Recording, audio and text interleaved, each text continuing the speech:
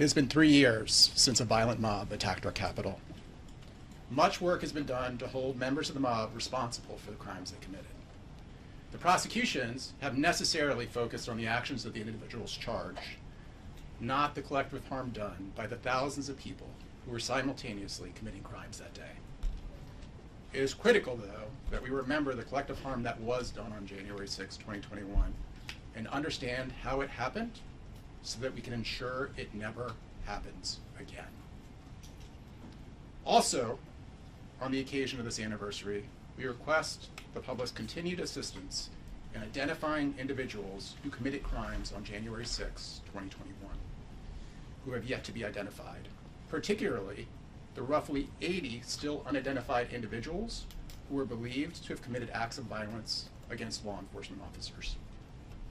In furtherance of bringing these people to justice, we will be highlighting some of the most serious assaults that have yet to be charged and providing photographs of the unidentified suspects that the FBI has prepared. Before turning to what remains to be done, though, let's start with the events of January 6, 2021, and the collective harm that was done that day. The evidence admitted in court, a fraction of which is highlighted in this presentation, provides a comprehensive picture of the day's harrowing events. On January 6, 2021, the United States lost control of the grounds around its capital and most of the capital itself. Thousands of people descended on the Capitol, and hundreds of people within the mob used force and violence to overwhelm the vastly outnumbered law enforcement officers protecting the building and those who work within it.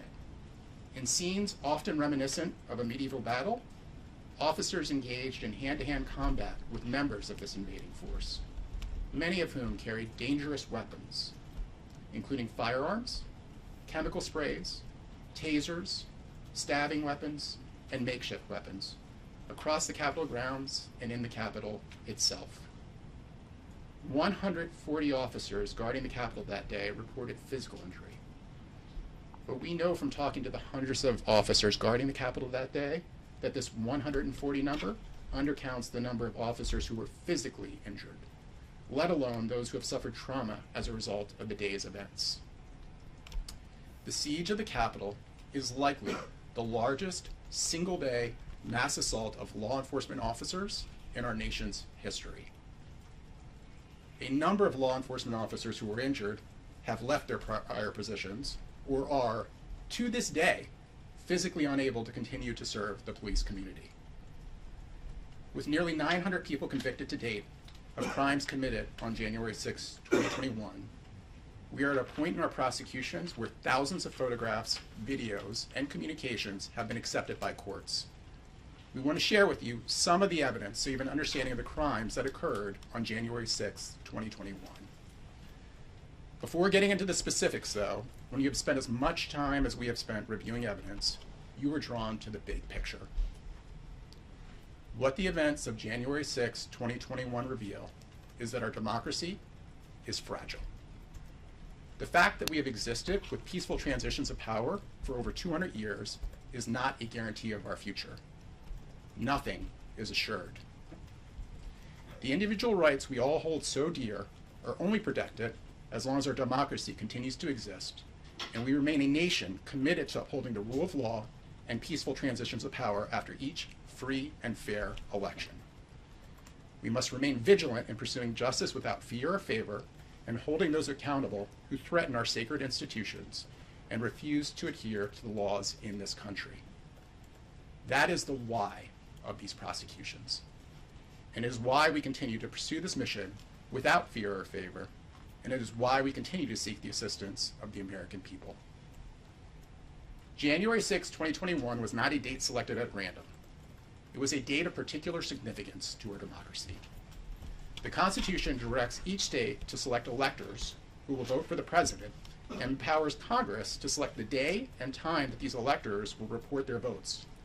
Congress, in turn, passed a law setting each January 6th after a presidential election as the date when it will receive the votes of the electors, and specifically identified 1 p.m. as the hour on January 6th when the votes are to be received. In our modern elections, these electors, almost without fail, vote for the candidate who won the popular vote in their respective states.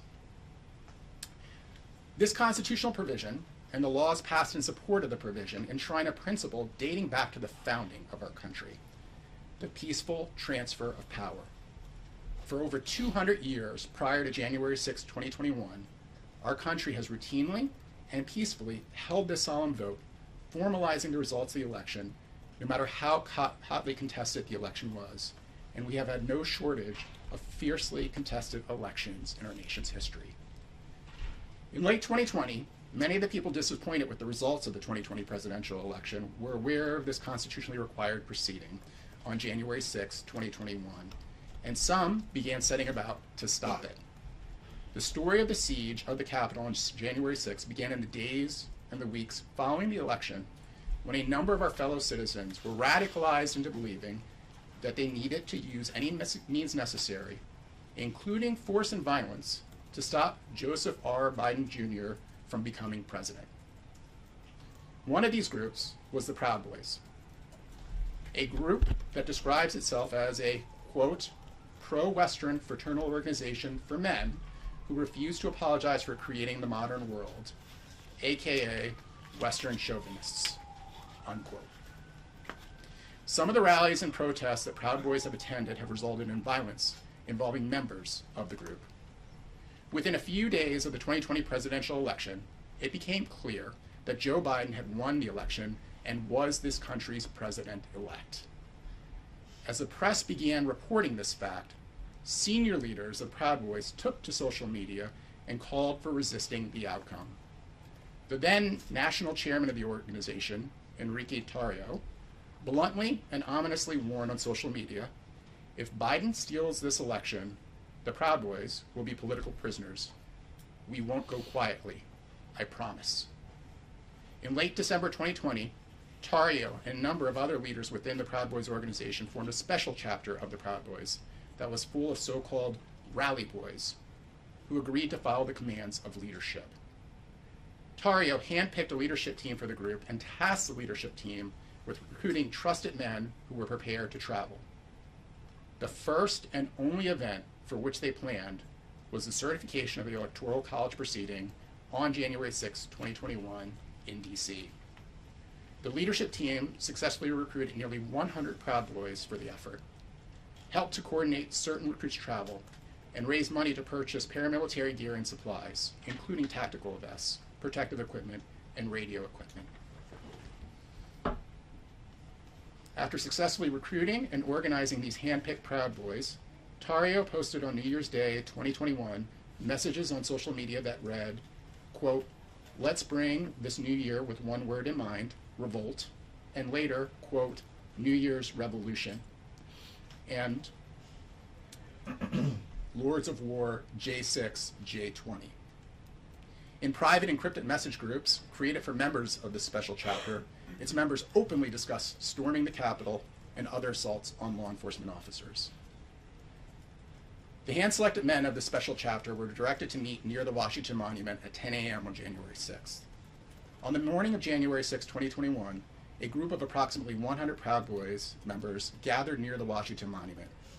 There was a First Amendment protected rally at the ellipse of the White House, where speakers were slated to address the same grievances that the Proud Boys leaders had with the 2020 presidential election.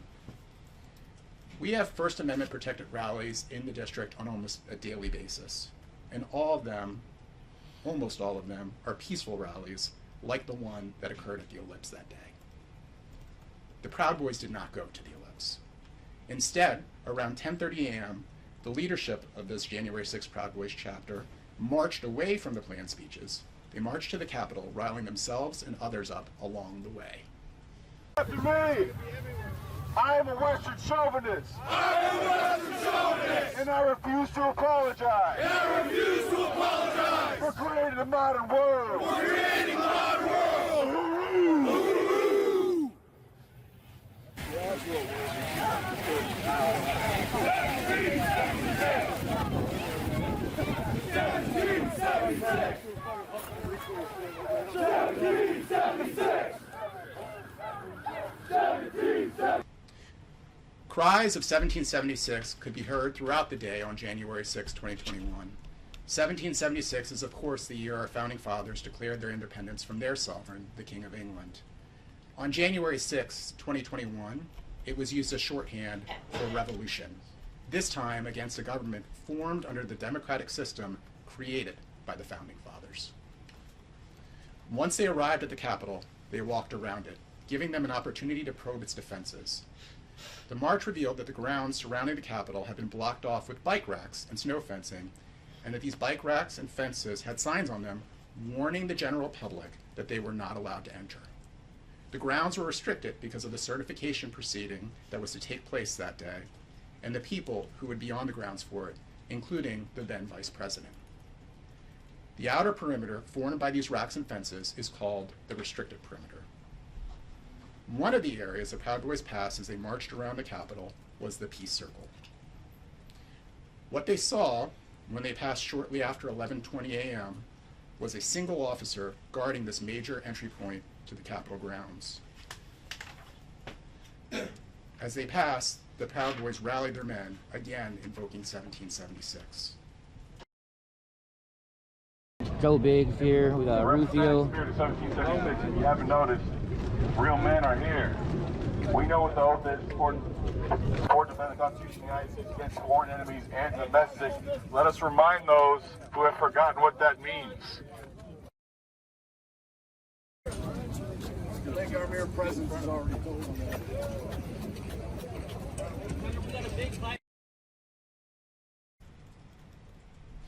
The Proud Boys did not stop when they saw this minimally guarded entrance point. Instead, they continued to march around the Capitol. The Proud Boys returned to the Peace Circle at 12:50 p.m., minutes before the certification proceeding was scheduled to start. Consistent with their discussions in private encrypted messages, they riled up the small crowd gathered near the Capitol, normies, as they called them, and used them as force multipliers to overpower the hopelessly outnumbered officers guarding the Capitol and the people who worked there. Days after the attack, a member of the Proud Boys leadership, Joe Biggs, brazenly explained the plan on a podcast, bragging that when the number of people trying to take a building dramatically outnumber the people protecting it, the building will be taken. Law enforcement found this recording in a file entitled Civil War on a device belonging to Mr. Biggs. Here's the thing. When you're holding a position like a fort and you're being overrun, if there's 3 of you or 4 of you and you're outnumbered 100 to 1, are you going to sit there and just go, I'm holding the door? No, you're just going to get your ass beat. That's already gone. If that many people show up to your house, there's nothing you can do about it. The best thing you can do is go, okay, what do I have to live for? Oh, that's right, I got a wife and a daughter. I got things to do. Fuck this. Take it. So that's what they did. They knew that it was in their best interest to step the fuck aside and allow these people to come through. The straightforward plan was made all the more likely to succeed by 2 events that occurred around the time that the Proud Boys walked back toward the Peace Circle. Explosive devices were found outside the DNC's and RNC's headquarters, and there were what turned out to be false reports of an explosion at the Capitol South Metro Station. Capitol Police officers responded to these other locations, further depleting the already too few officers outside the Capitol. Moments before the Proud Boys arrived at the Peace Circle, this is what the crowd just outside the restricted area looked like.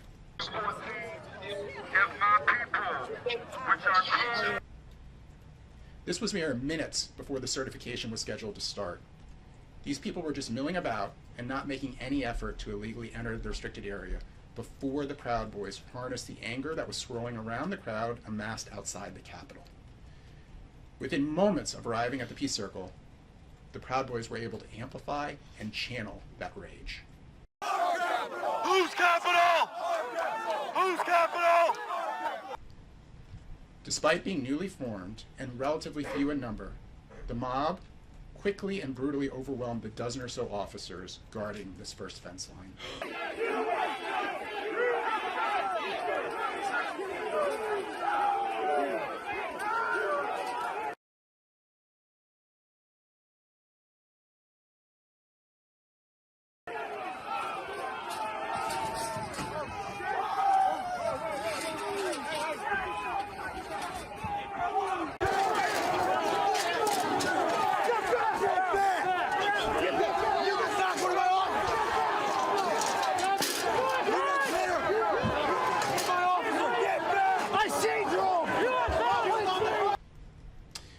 joint session of Congress was gaveling into order around the time of this breach. After overpowering this line, the mob was able to quickly surge past the unguarded second fence line on the Pennsylvania walkway before the officers could rally to its protection.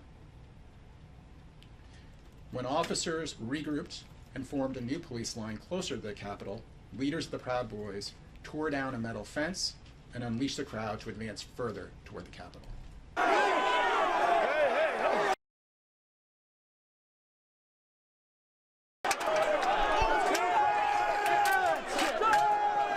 With these barriers breached on the west lawn, the mob was able to gain access to the base of the Capitol, where a temporary structure had been built to host the inauguration that was set to take place in just 2 weeks' time. The mob began assaulting the officers, desperately trying to maintain control of the plaza. The evidence we have introduced at trials includes the radio transmissions of the officers protecting the Capitol. As an officer saw the assaults, he frantically called for non-lethal weapons to try to stop assaults of him and his fellow officers. Unit 6, I got a crowd fighting with officers pushing guard projectiles. I have given warnings about chemical munitions. I need to let the lethal team position above me to identify the agitators and start deploying. Launch, launch. With the clear path open by the Proud Boys to this area, a sea of humanity was able to amass at the place where the peaceful transfer of power was set to occur. January 6th, 2021 was a cold, windy day, as so many January days are in the District of Columbia. The flags members of the mob carried blew in the wind. The scene looked like a medieval advancing horde marching under banner.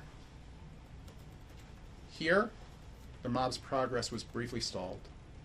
The police, who had fallen back, were able to regroup, and reinforcements from the Metropolitan Police Department arrived. Despite being vastly outnumbered, they stopped the mob's advance.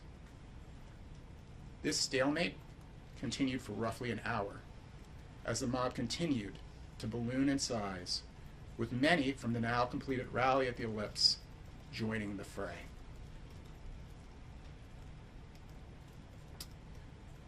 Proud Boys, though, ensured that the law enforcement's success was short-lived. After several of its leaders had regrouped away from the police line, key leaders of the Proud Boys again moved forward and reassembled at the base of a concrete set of stairs that was guarded by groups of officers vastly outnumbered by the crowd. A Proud Boys member at the front initiated the push, and other Proud Boys and members of the crowd surged forward behind them as the mob advanced up the stairs toward the window and doors that provided access to the Capitol building itself. We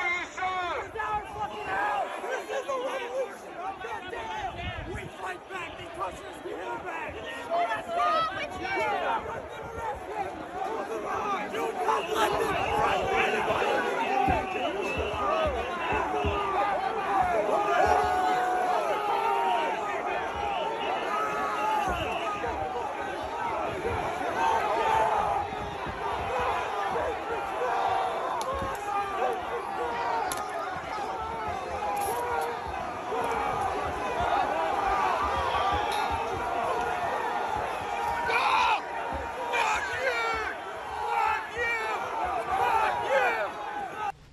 As is evidenced by the number of members of the mob who flashed the Proud Boys hand sign when this breach occurred, this breach was a Proud Boys operation through and through.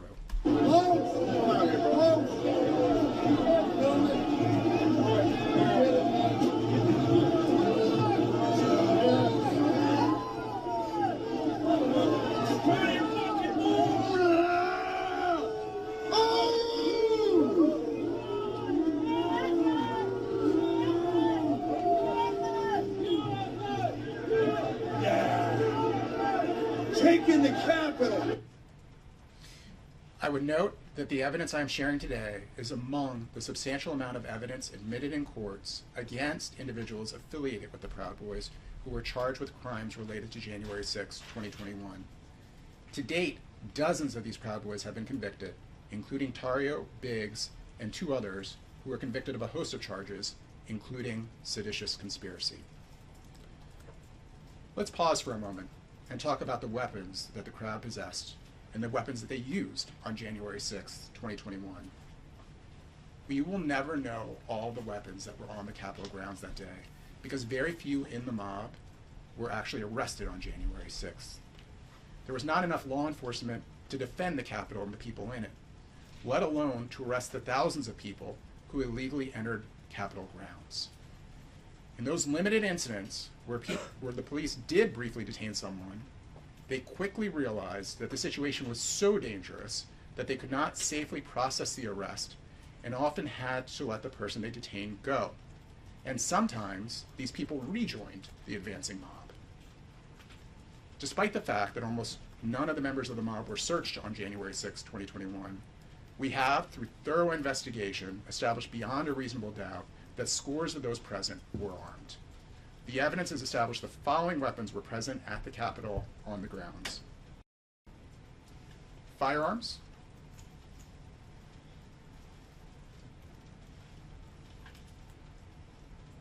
OC spray, tasers, edged weapons, including a sword, axes, hatchets, and knives, makeshift weapons, including destroyed office furniture, baseball bats, a hockey stick, flagpoles, and knuckle gloves. And finally, police equipment, some of which they stole from officers, others they brought with them because they were law enforcement officers themselves. With the exception of the firearms, members of the mob used or brandished each of these kinds of weapons that day, maybe none more so than the OC spray, commonly referred to as pepper spray. These are sprays designed to irritate a person's eyes and breathing passage so much that it disables them. And some members of the mob even used more powerful formulations of the spray that was intended for use against bears. I mentioned that January 6th was windy. These winds shifted throughout the day. As the mob sprayed officers with chemicals, and the officers deployed pepper spray to try to stop the mob's violence, the volume of spray in the air and the shifting winds ensured that most officers who spent time on the front line were exposed to this terrible spray. Returning to the mob's siege of the Capitol, it is important to note that the mob also breached the perimeter on the east side.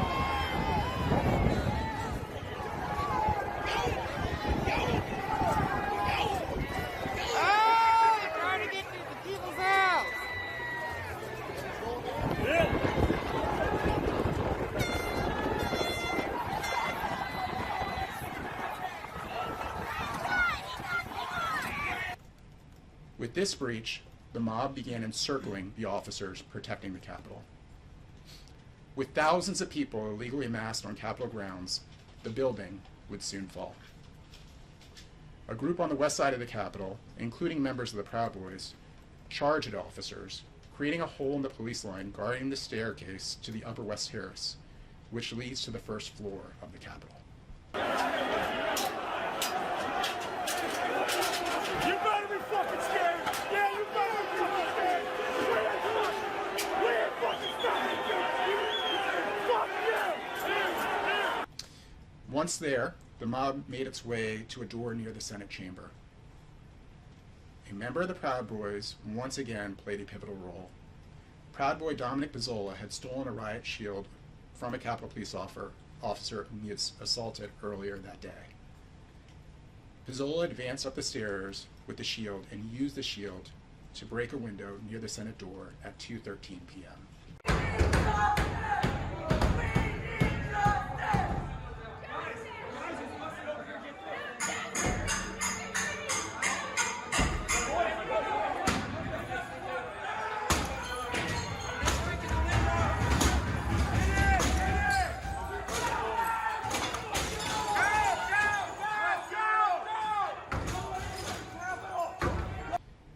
Members of the mob climbed through the shadowed window panes, opened the door, and other members of the mob flooded in.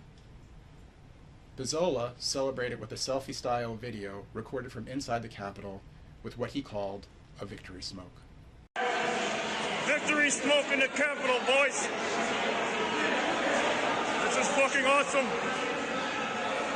I knew we could take this motherfucker if we just tried hard enough. Proud of you, motherfucking boy. This breach by the mob, the first of many on that day, was the first time since the War of 1812 that an invading force had defied the United States and broken into its capital. Stay on! Stay about it! Okay, the Capitol is in breach. Okay. By the time this first breach occurred, the Senate and House of Representatives had ended their joint session and were each in session in their respective chambers. Almost immediately after the breach occurred, the Senate suspended its proceedings and the Vice President was quickly evacuated from the Senate. The advancing mob came in within feet of the Vice President as he evacuated, and the heroic efforts by law enforcement prevented a further catastrophe. The House continued into session until approximately 2:30. As I will explain shortly, the additional time the House remained in session would prove critical to the day's events. The breach of the Senate wing door was not the only time the Capitol was breached that day. 8 other locations were breached. We provide examples of just 3 of these breaches. The East Portico window. Do they hear us? Do they hear us now?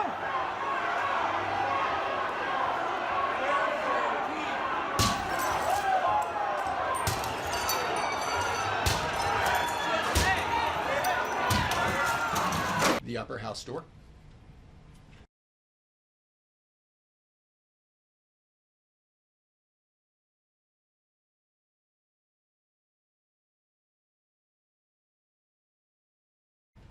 And the north door.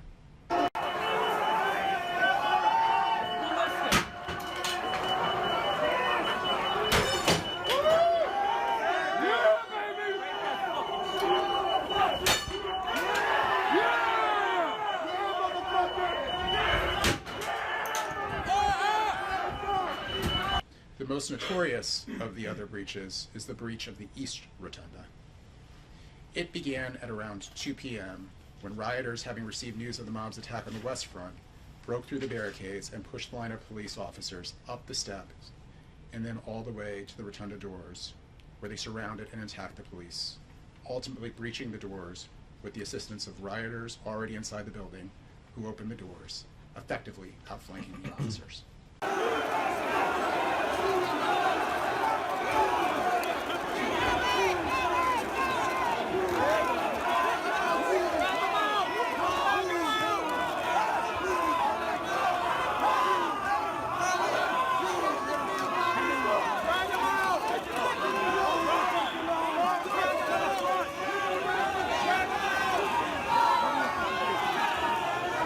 After a first wave of rioters flooded in, the police managed to shut the doors, only to have them breached for a second time.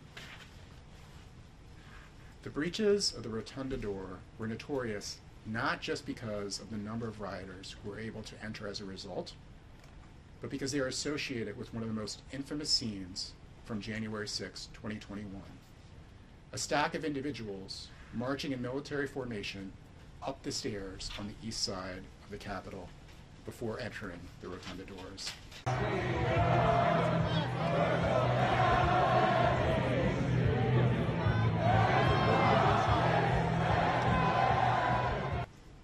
They were part of an organization called the Oath Keepers. The Oath Keepers explicitly focused on recruiting current and former military law enforcement and first responder personnel to their ranks.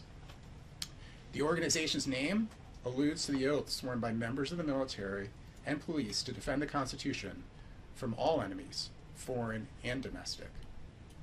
On their website, the Oath Keepers declare that they will not obey unconstitutional orders. Their leader, Stuart Rhodes, was the arbiter of what was and was not constitutional. And he and his followers had firmly adopted the false claim that it would be unconstitutional for President-elect Biden to be sworn in as president. In the months between the 2020 presidential election and January 6, 2021, Rhodes and other Oath Keepers began planning to stop the lawful transition of presidential power. The messages from Rhodes became more dire as January 6 approached. In late December, Rhodes stated that if President-elect Biden were able to assume the presidency, we will, quote, we will have to do a bloody, massively bloody revolution against them. That's what's going to have to happen. He urged President Trump to use military force to stop the lawful transfer of presidential power, describing January 6 as, quote, a hard constitutional deadline, unquote, to do so. In reference to the congressional proceeding that was supposed to occur on January 6, he wrote, quote, I think Congress will screw him, in reference to President Trump, over. The only chance he has is if we scare the shit out of them and convince them that it will be torches and pitchforks time if they don't do the right thing. But I don't think they will listen. Rhodes ominously warned that if Congress and Trump fail to act, then we will. Rhodes organized a force that could do just that, arranging for roughly 24 Oath Keepers to be in the D.C. area on January 6, 2021, and for a stockpile of weapons to be brought to the area as well. A witness who saw this arsenal of weapons testified at Rhodes' trial that he, quote, had not seen that many weapons in one location since he was in the military, unquote. Most of Rhodes' forces deployed to D.C. on the morning of January 6. A small number remained at a hotel in Virginia with the arsenal of firearms the group brought, waiting for the order from their leader, Rhodes, to bring the firearms to the district. Ultimately, the Oath Keepers did not need firearms to breach the Capitol. As Rhodes watched the chaos unfold on Capitol grounds and saw the mob advancing on the Capitol itself, he wrote to his followers, hey, the founding generation stormed the governor's mansion in Massachusetts and tarred and feathered his tax collectors, and they seized and dumped tea and water. They didn't fire on them, but they street fought. That's where we are now. Next comes our Lexington. It's coming. Rhodes rallied his followers to the Capitol grounds as the building started to be breached. The first of his followers to arrive formed the stack and marched on the still closed East Rotunda doors. Shortly after the stack made it to the door, it was breached. Other Oath Keepers made it to the Capitol to join the thousands of others who unlawfully entered the unprotected building. As Rhodes watched the fruits of his handiwork, one of his fellow Oath Keepers observed how terrified the members of Congress inside the building must be. They're gonna be shooting their pants inside there now. What's that? They're gonna be shooting their pants inside. Amen. You need to ship your fucking pants. It should be. Sic semper tyrannis. Rhodes' response there? Sic semper tyrannis. This is Latin for thus always with tyrants. And these were the words of John Wilkes Booth after he assassinated President Lincoln as he jumped out of the presidential box. Rhodes' ambitions did not stop with thwarting the certification on January 6, 2021. Indeed, he admitted when he was cross-examined at trial that he intended to use force to oppose the government if President-elect Biden was sworn into office. These are the kinds of conspiracies that made the spark in the crowd on January 6, 2021 spread like wildfire. Again, the evidence I am sharing today is among the substantial amount of evidence admitted in courts against individuals affiliated with the Oath Keepers who were charged with crimes related to January 6, 2021. To date, over 20 Oath Keepers have been convicted, including Rhodes, who was convicted of a host of charges, including seditious conspiracy. Before returning to the events of the day and what happened inside of the building, an important note when it comes to our prosecutions about those who remained outside the building. We have used our prosecutorial discretion to primarily focus on those who entered the building or those who engaged in violent or corrupt conduct on Capitol grounds. But if a person knowingly entered the restricted area without authorization, they had already committed a federal crime. Make no mistake, thousands of people occupied an area that they were not authorized to be present in the first place. Once the mob was inside the building, it flowed to both the Senate wing of the building and the House of Representatives wing of the building. Some used staircases in the Senate wing to get access to the second floor of the building, which is where the main entrance of the Senate is located. While the former vice president had been quickly evacuated shortly after the initial breach, the evacuation of the senators moved at a slightly slower pace, and the mob was moving quickly enough through the Senate wing that it could have come face to face with senators who were fleeing the Senate floor. Fortunately, Officer Eugene Goodman stood between the tip of the mob and the evacuating senators. His well-documented actions that day were critical in providing enough time for the Senate to be completely evacuated.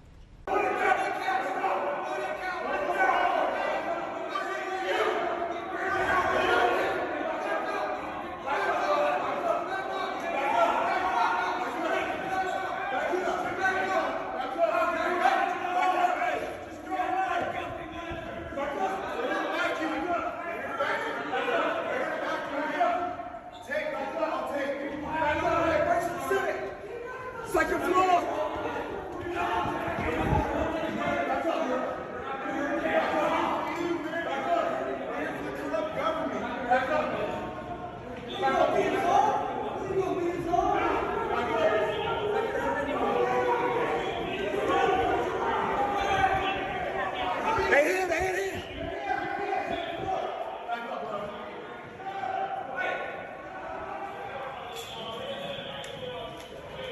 The senators were successfully removed from the chambers before the mob could trap them.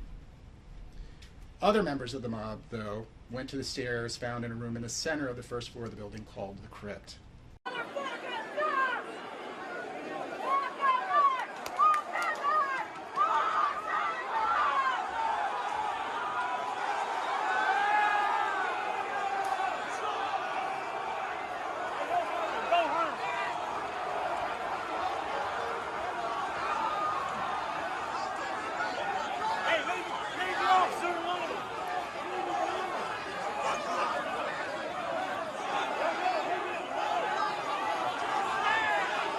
As you can see, the mob was able to make quick work of the few officers trying to form a line protecting the crypt. From the stairs in the crypt, the crowd reached the centerpiece of the Capitol, the iconic rotunda. There, those who entered from the west side of the building ultimately joined with those who entered from the east side of the building. The few officers who were in the rotunda had no chance at controlling the mob that had descended on them. Some members of the mob who passed through the rotunda headed from the rotunda in the direction of the Senate, joining the members of the mob who had climbed the stairs that were closer to the Senate wing door. The evacuation of the Senate left the Senate floor unguarded. Like an invading army, members of the mob streamed into the home of what has been recognized as the world's greatest deliberative body and took control, rifling through the papers of senators, disrespecting the desks where former presidents and other lions of our nation sat when they served in the Senate, and taking control of the Senate dais where the vice president had earlier been presiding. Events were even graver in the House of Representatives. Before turning to those events, a word about the venom that was in the air that day. Numerous members of the mob had cried out for lawmakers to be turned over to them, regardless of political party or affiliation. Their collective cries sounding like those of a lynch mob seeking to impart their own perverted vision of justice. The two lawmakers whose names were shouted the most were the then Vice President, Mike Pence, and the then Speaker of the House, Nancy Pelosi.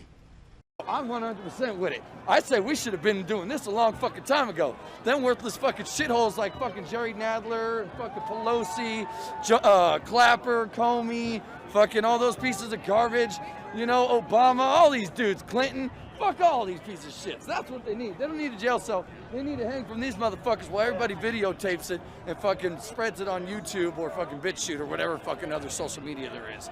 It's caved. I'm telling you, if Pence caved, we're gonna drag motherfuckers through the streets. You fucking politicians are gonna get fucking drugged through the streets. Yeah. Because we're not gonna have our fucking shit stolen. We're not gonna have our election, our country stolen. If we find out you politicians voted for it, we're gonna drag your fucking ass through the street. Because this is the second fucking revolution. In the building.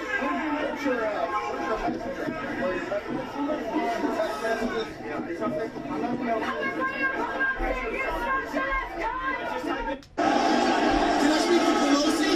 Yeah, we're coming, bitch! Oh, my bitch, we're coming for you too, fucking traitor! For the first time since 1817, that Capitol was stormed and taken. They had to run congressmen and senators out of the Capitol with black bags over their heads. Black bags. Why black bags? Black bags because the crowd is so irate, we probably would have murdered a few of them. Fortunately, we will never know if this member of the mob is correct about what would have happened had the mob inside the Capitol captured a lawmaker. But scenes like the ones we just saw strongly support his belief. A substantial portion of the mob marched on the House of Representatives. They encountered a line of officers in a hallway leading toward the chamber. Led by a rioter wielding a flagpole as a weapon, they surged forward, pushed the officers back into a narrow vestibule leading to the House chamber doors, and the officers eventually had to escape from the door. Oh, it's starting. It's starting. It's starting. I told you they're going. They're going. Yeah, I would just stop. Bro. Dude, you're not helping. You're not helping. You're gonna get me hurt and other people. It's Epstein. It's the faggot Epstein. No violence. It's too late for that. They don't listen without that shit.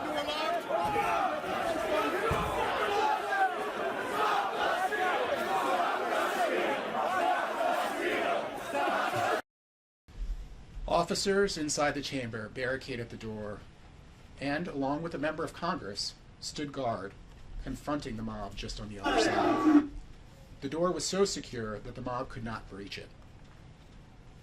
Apparently frustrated by their inability to gain access, several members of the mob broke off and looked for an alternative entrance. They found one, the Speaker's entrance to the House of Representatives. They found that the hallway doors leading to this entrance were also lightly guarded, with just a few officers standing watch. Just to recap all the mob had collectively done to get to this point. On Capitol grounds, they had broken no fewer than a dozen fence lines or lines of officers meant to prevent illegal access, taking control of the grounds around the Capitol. They had by force broken into no fewer than 9 entry points of the Capitol.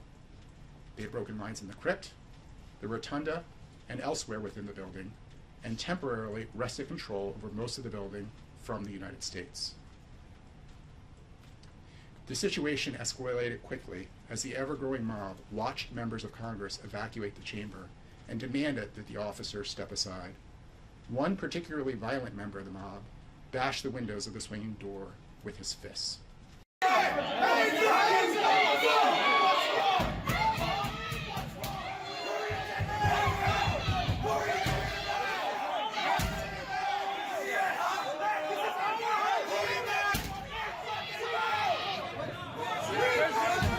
This was a scene around this time inside the House of the Representatives. We have units on the 3rd floor of the House chamber. 15A Adams, that is affirmative. We have units on the 3rd floor inside the gallery, along with about 12 to 15 members of Congress and staff. Eventually, the officers guarding the glass door that we just saw had to give way. Having taken control of the hallway, members of the mob effectively had the floor of the House of Representatives surrounded, controlling doors to the chamber's 2 major exits.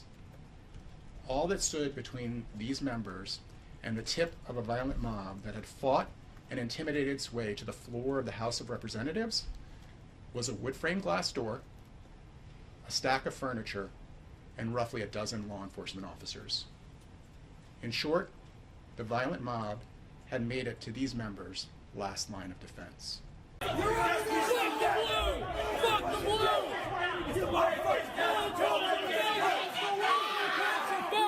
We want you to go home. I'm recording, and there's so many people. It's just, they're gonna push their way up here. Bro, I've seen people out there get hurt. I don't want to see you get hurt. We will make a path dead ass. Like, we don't want.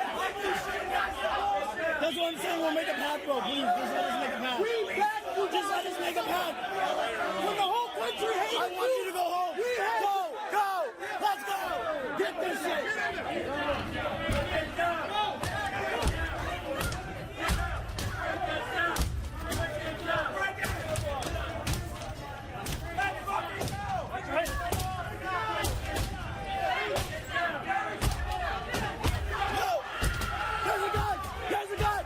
As a member of the mob began climbing through the broken glass of one of the doors, an officer protecting these members pointed a gun at the person and fired. As the sound of a gunshot reverberated around the Capitol, the law enforcement officer who heard it reported it. Upon hearing these reports of gunfire, the law enforcement officers protecting trapped elected officials instructed them to take their pins identifying them as members of Congress off so that it would make it harder for the mob to identify them.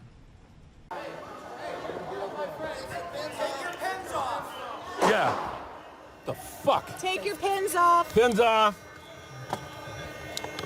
The mob did not make it to the House floor. While it did not claim control of the remaining portions of the Capitol, it did not easily give up control of the portions of the Capitol it captured. And rioters continued to try to overpower police lines throughout the building and advance further. As law enforcement reinforcements arrived, they had to painstakingly remove, on a room-by-room basis, the numerous members of the mob who remained, and they did not all go quietly. This was a process that took hours, and while these hours unfolded, numerous congressional staffers and members of the press remained hidden in rooms and offices in which they had locked themselves for protection, not knowing during their waits, which must have felt like they lasted eternities, whether a member of the mob would find them and harm them. There was one part of the Capitol that the mob notably failed to breach, an area that was dubbed the Lower West Tunnel. If you've watched a presidential inauguration, you will immediately recognize this part of the Capitol and inauguration stage. This is what the area looks like on a typical inauguration day. By tradition, the president-elect and other government officials gather in the crypt of the Capitol and then walk down a set of stairs to the temporary inauguration stage. It is literally the path one walks to the peaceful transfer of power. This is what the path looked like on January 6, 2021. As the mob began surging to the door leading up to the crypt, one of the Metropolitan Police Department reinforcement units prepared to defend the tunnel. It was an elite unit that had experience with civil disorder. The battle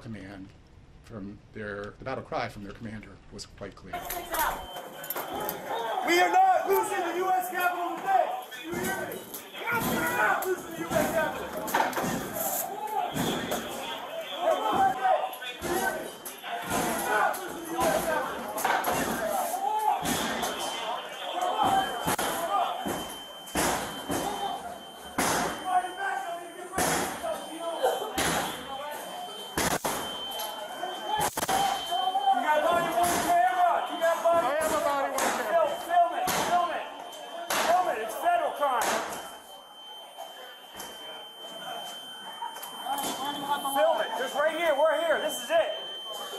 He's got a weapon in his hand. Okay.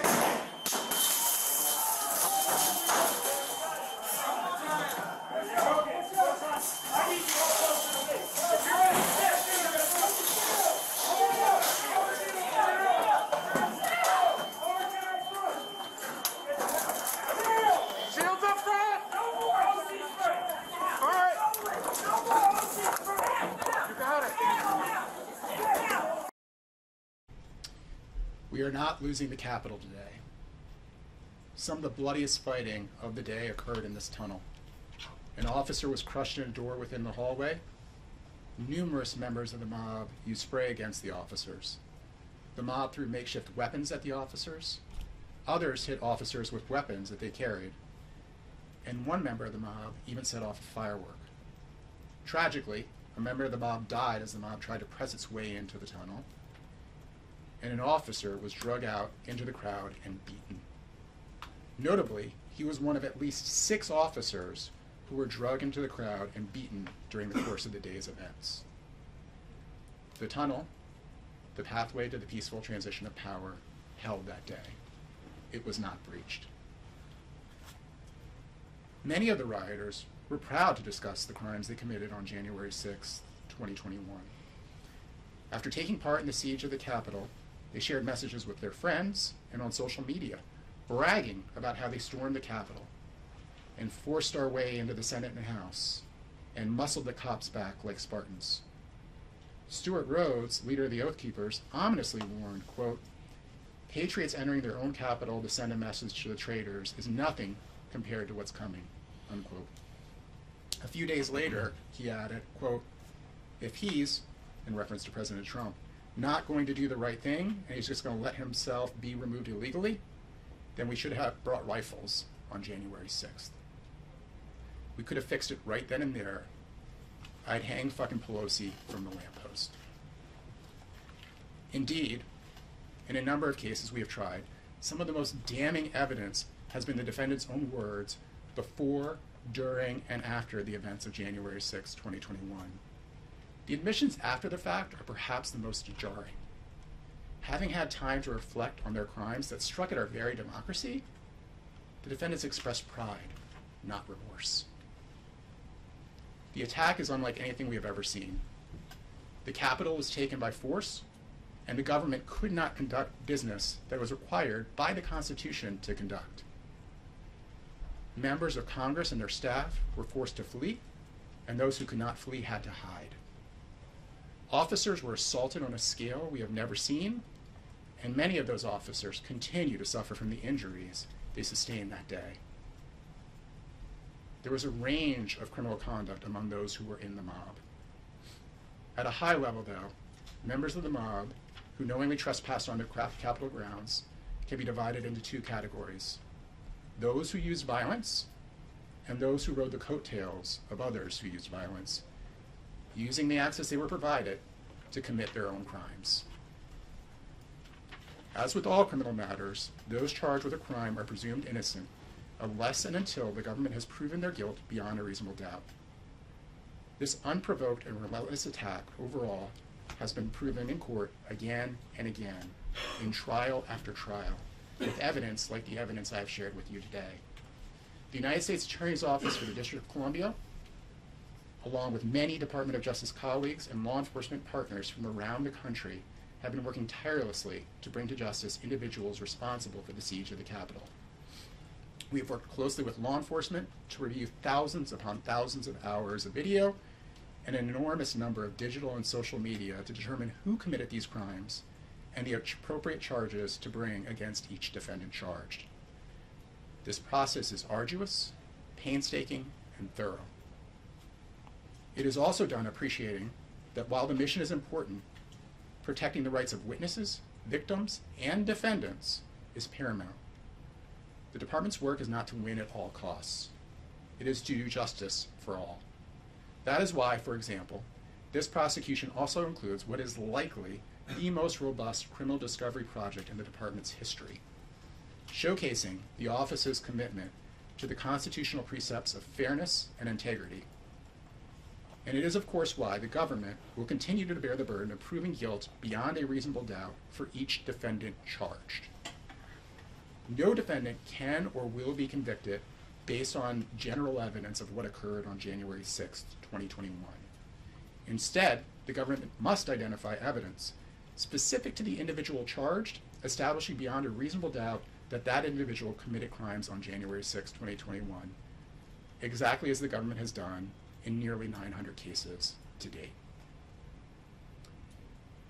These convictions include 149 people convicted of assaulting, resisting, or impeding officers or employees, and 41 of these individuals were convicted of using a deadly or dangerous weapon or causing bodily injury to an officer in connection with these assaults. There are still people who have not yet been held accountable for similar assaults. Many citizens from around the country have already come forward to identify individuals connected with the January 6 attacks. As a result of these tips, scores of individuals have been identified, and will soon be prosecuted for violent acts at the Capitol and other violations of federal law. The public's help is still needed, though. More than 80 people are still wanted and unidentified for acts of violence at the Capitol. Today, we will post a list of individuals most wanted by the FBI for violence at the Capitol, calling for any help the public can provide in identifying them, including the following.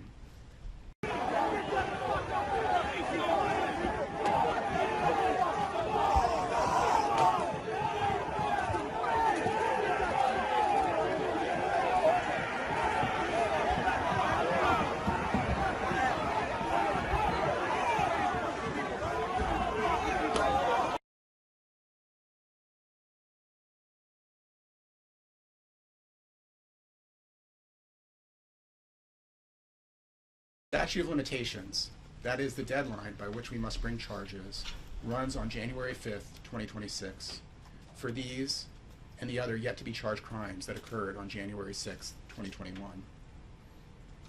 In trial after trial, officers have recounted in chilling testimony the ferocity of the battle to hold the Capitol and the fear they felt they would never see their families again. The thousands of employees who work in the Capitol experienced the same terror. Not just the politicians, but the thousands of staffers just trying to serve their country. These public servants have described fleeing for their lives and cowering in hiding spaces to avoid the furor of the mob. Some have left their job out of fear of being attacked again.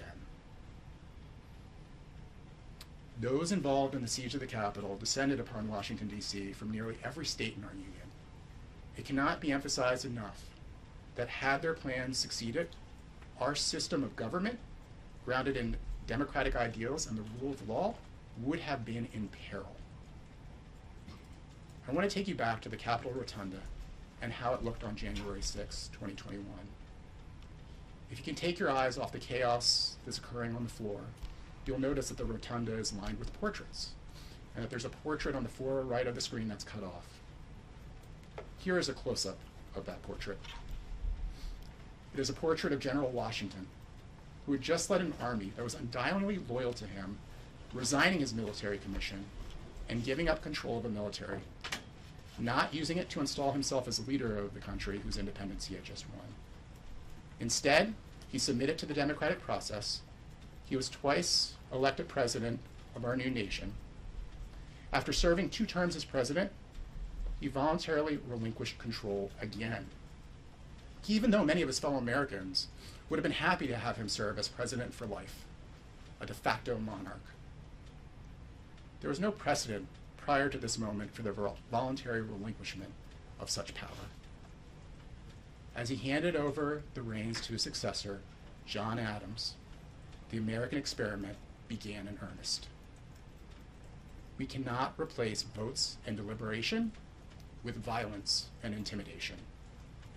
Our great democratic experiment requires nurturing and a shared sense of the importance of protecting its continued existence through both laws and norms.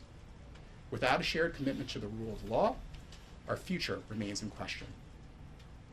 We have seen that shared commitment, though, in our prosecutions, where countless fellow citizens have prioritized our country over relationships with coworkers, family, and friends, doing their part to hold those who committed crimes on January 6th accountable for their conduct. And we continue to call upon our fellow Americans to provide the invaluable assistance that they have been providing in connection with this prosecution. Thank you very much for attending today.